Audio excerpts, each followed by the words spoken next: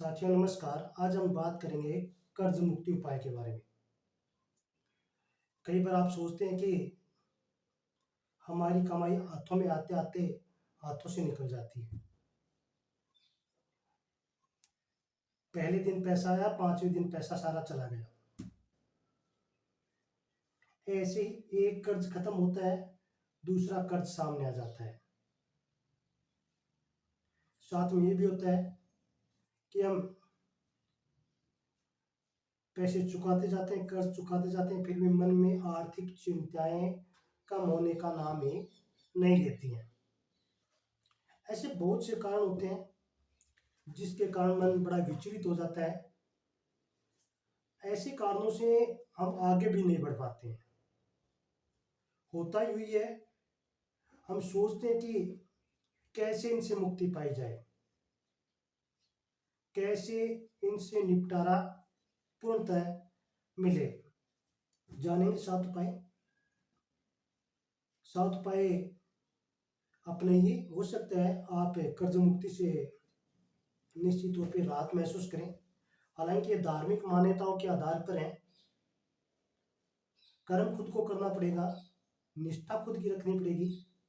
सबसे पहले हम जान लेते हैं कर्ज मुक्ति के उपाय में। पहला उपाय है हनुमान जी की आराधना करना। धार्मिक मान्यताओं के अनुसार कहा जाता है कि यदि आप दुखी हैं, पीड़ित हैं, कष्ट में हैं, परेशानी में हैं, तो आप हनुमान जी का आह्वान करें। सुबह उठकर प्रातः स्नान कीजिए।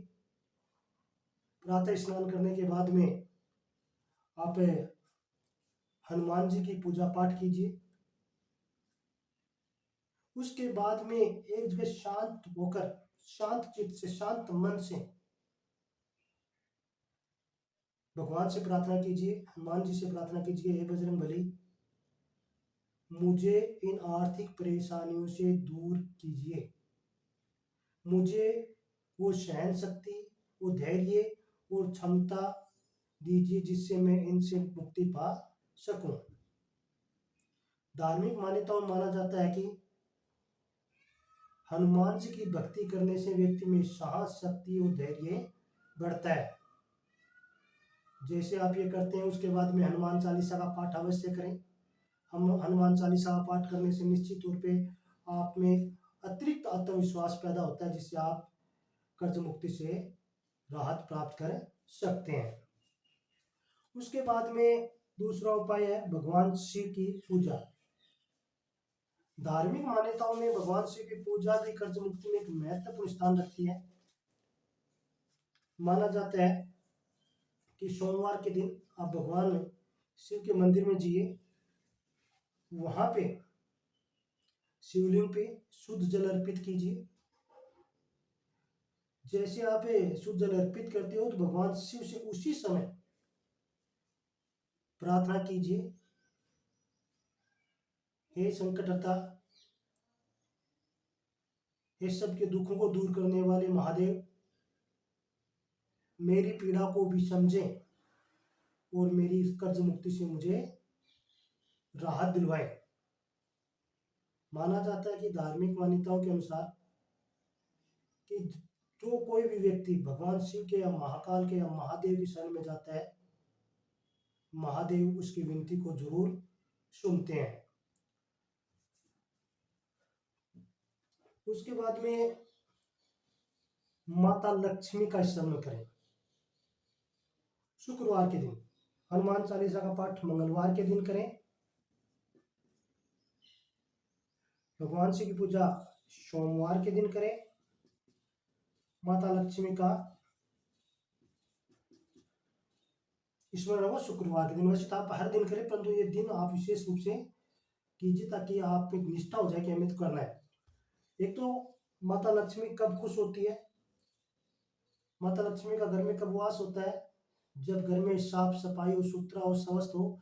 यानी कि आपका घर जब तक साफ सुथरा स्वस्थ नहीं होगा, माता लक्ष्मी का हाउस में आवास नहीं होगा।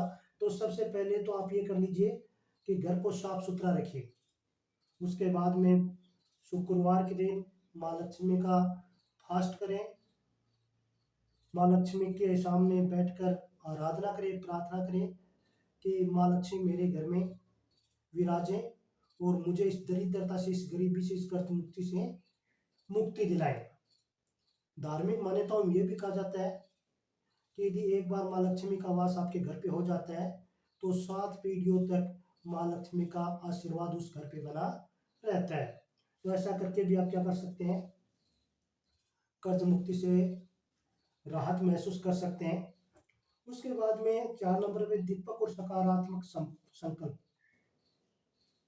पर डे, यानी कि प्रत्येक दिन आप क्या करें, शाम के समय, शाम के समय करना आपको, शाम के समय दीपक जलाएं और दीपक जला के दीपक की रोशनी में हाथ जोड़कर ईश्वर से प्रार्थना करें कि हे ईश्वर, मैं सच्चे मन और सच्ची श्रद्धा से ये संकल्प लेता हूँ कि पूरी ईमानदारी और निष्ठा से मैं कर्ज चुकाने का और आर्थिक रूप से मजबूत होने का संकल्प लूंगा। तो भगवान इस संकल्प हेतु आपकी और ज्यादा क्या करेंगे, सहायता करेंगे। अब देखिए, ये तो हो गए उपाय आपके तौर पे कि भाई धार्मिक मान्यताओं के अनुसार हम कर्ज मुक्ति से उपाय प्राप्त कर सकते हैं, परंतु केवल यही काफी नहीं है। आप ये सोचो कि हमने ये उपाय कर लिए और कर्ज मुक्ति मिल जाएगी, ये काफी नहीं है। उसके लिए आपको कुछ प्रैक्टिकल मैनेजमेंट भी करना होगा जो कि श्रेष्ठ रहेगा। पहली बात तो आप खर्चों पे नियंत्रण रखें। आप जो आमदनी कर रहे हैं उस उसके अनुसार ही आप खर्च करें या उससे कम करें, उससे मैनेजमेंट बनाएं कि आपको, यदि आप 100 रुपए की आमदनी कर रहे हैं तो निश्चित तौर पे आपको 40-50 रुपए खर्च करने हैं, बाकी सेविंग की तरफ चले जाएं। हो सकता है एक श्रेष्ठ उपाय हो सकता है कुछ समय के लिए, कर चुकाने की स्पष्ट योजना हो। जब तक आपके पास एक स्क्रिप्ट नहीं होगी, कर चुकाने की एक योजना नहीं होगी, प्लानिंग नहीं होगी, जिंदगी भर नहीं चुका पाएंगे आप। एक तय बना लीजिए, एक प्रणाली बना लीजिए, एक योजना बना लीजिए, एक स्क्रिप्ट बना लीजिए कि मुझे इस समय में इतना इतना ईएमआई भरना है, मतलब कर चुकाना है। एक स्पष्ट योजना बना लोगे तो बहुत सहायता होगी आपके कर चुकाने में, कर्ज से राहत महसूस करने में। नियमित व ईमानदार प्रयास ये हर व्यक्ति के पास होगा। कहा जाता है कि जिसकी नीति और नियति अच्छी है वो जल्दी ही क्या कर सकता है, मुकाम को प्राप्त कर सकता है। यदि आपकी नियति अच्छी होगी तो निश्चित तौर पे कर्ज से मुक्ति मिल सकती है और आप आने वाले दिनों में अपने जीवन के श्रेष्ठ जीवन जीने का प्रयास कर सकेंगे।